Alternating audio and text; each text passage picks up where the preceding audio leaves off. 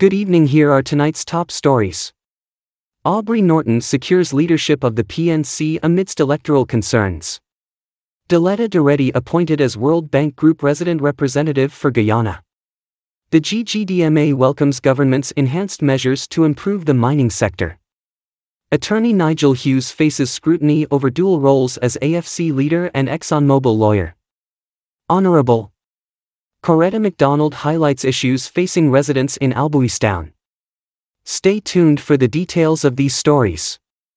Please remember to like, share and subscribe to our channel for more news. Aubrey Norton secures leadership of PNC amid electoral concerns. Aubrey Norton has successfully returned as the leader of the People's National Congress, PNC, after his two main contenders withdrew from the race due to concerns over irregularities in the electoral process. The decision was solidified during the PNC's 22nd Biennial Delegates Congress held over the weekend. A significant motion passed at the Congress decreed that the elected leader would be the party's presidential candidate for the upcoming general and regional elections, scheduled for next year. Norton's competitors, PNC parliamentarians Roysdale Ford and Amanza Walton Desser, suspended their campaigns and withdrew their candidacies on the eve of the Congress, citing issues with the electoral process. With Norton as the sole candidate, he secured the leadership position, though the exact number of votes he received remains undisclosed. In addition to Norton's re-election, the Congress saw Sherwayne Holder re-elected as chairman of the party. Vinceroy Jordan and Elizabeth Williams-Niles were re-elected as vice chairpersons, and Elson Lowe was elected as the party's treasurer. During the Congress, discussions were focused on the PNC's strategy for the 2025 elections, highlighting the necessity for the party to enhance its credibility and electability. The leadership emphasized the importance of building a strong and united front to increase their chances of winning the upcoming polls.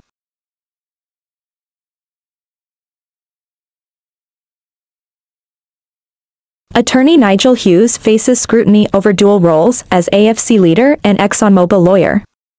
Attorney-at-law Nigel Hughes has faced criticism following his recent election as the new leader of the Alliance for Change AFC, Guyana's minority parliamentary opposition party. Hughes, a civil and criminal lawyer, disclosed that his law firm, Hughes, Fields and Stobie, counts ExxonMobil and other oil companies among its clients, prompting concerns about potential conflicts of interest between his legal practice and political role. Despite these concerns, Hughes secured victory over his opponent, Sherrod Duncan, during the AFC's national conference held on Saturday. Days prior to his election, Hughes acknowledged his ties to ExxonMobil and other oil firms but asserted that he would not sever these ties while pursuing his political career.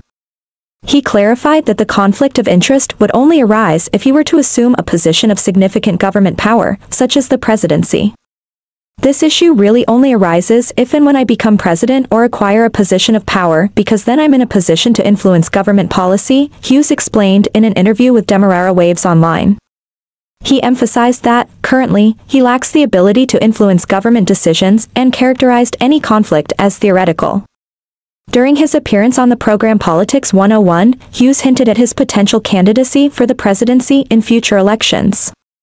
In his interview with Demerara Waves, he reiterated that he would disassociate himself from his law firm if elected president, abstaining from its management or decision-making processes. Hughes proposed strategies to mitigate concerns about conflicts of interest, including the establishment of an oil and gas committee within the AFC and the appointment of non-party advisors for policy decisions related to the sector ahead of the upcoming elections in 2025. These measures, he argued, would ensure transparency and maintain his impartiality from his legal clients in the oil industry. The attorney-at-law remains committed to navigating the delicate balance between his legal career and political aspirations, pledging transparency and accountability in his roles within the AFC and potentially in government should he pursue higher office.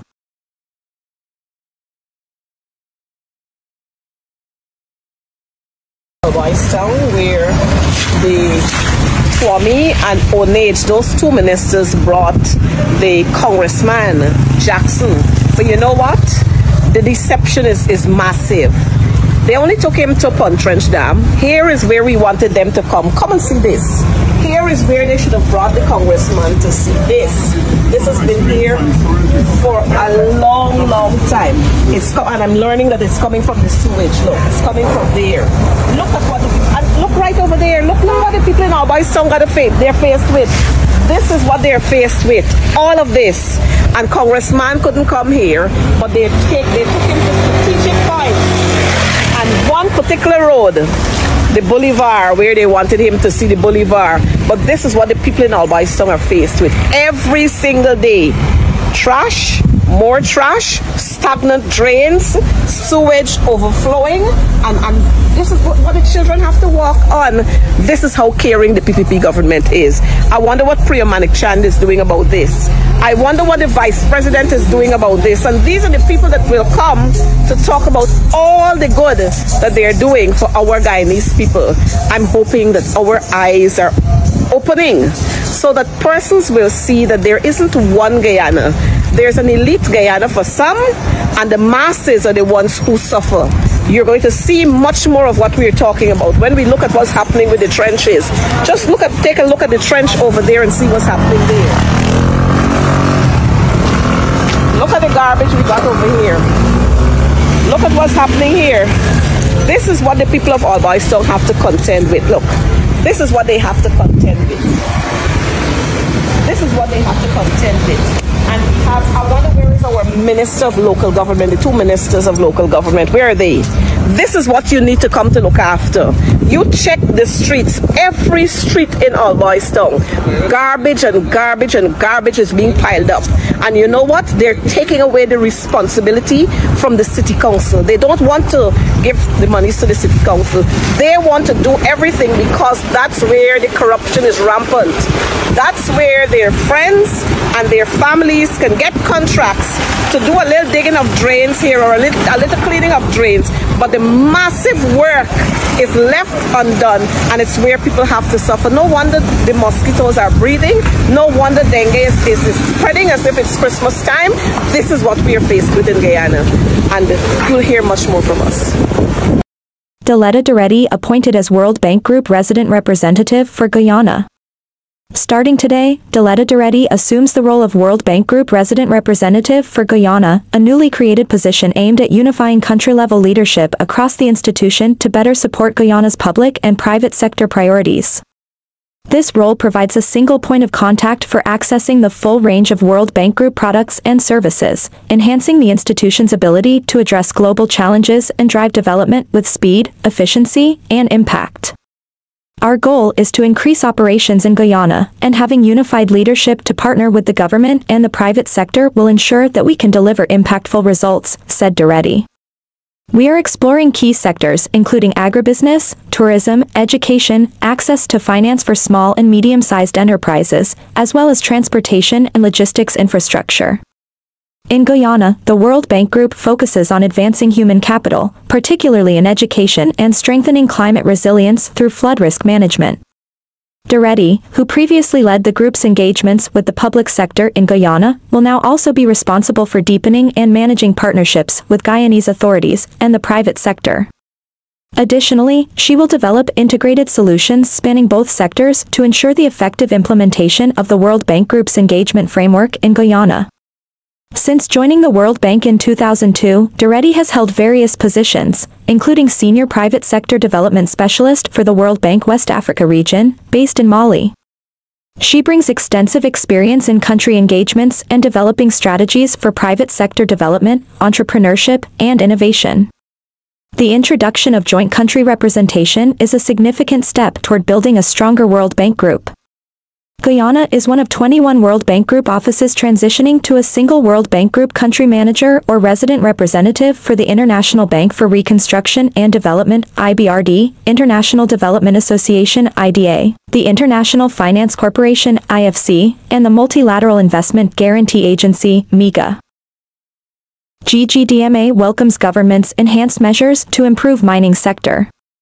The Guyana Gold and Diamond Miners Association, GGDMA, has expressed its appreciation for the government's prompt response and commitment to continuous improvement in the mining sector. The GGDMA's president and other executives engaged with government officials over the weekend, following a call for more support to curb illegal mining and smuggling within the industry. The government has assured that, in addition to existing measures, there will be ramped-up efforts to address the highlighted issues. The GGDMA fully supports these initiatives and welcomes the decisive action taken by the government. Some of the measures include identifying and regularizing landings. Specific areas in the interior will be designated as official landings to streamline operations. Ensuring business legitimacy, implementing mechanisms to verify the legitimacy of businesses operating in support of the mining sector within mining communities. Regulating itinerant individuals. More aggressive measures will be introduced to monitor the movement of itinerant individuals, including shops and miners, to ensure accountability. Targeting problem areas, conducting strategic operations in clusters or areas reported for illegal activities, including conflicts of tenure. Enhancing surveillance, increasing surveillance on entities trading vulnerable minerals to prevent smuggling and other illegal activities. The GGDMA emphasizes its ongoing commitment to collaborating with the government to address rogue elements that tarnish the operations of the Guyana Geology and Mines Commission, GGMC. Since taking office, the current administration has reinstated all incentives previously removed and has worked closely with industry stakeholders to create additional incentives and boost declarations. The Minister of Natural Resources has been actively engaged with operators throughout the country, working directly with stakeholders to resolve issues. The GGDMA reminds miners of their responsibility to ensure fair and accurate declarations, increase production, and cooperate with the government to reduce illegal operations in the sector.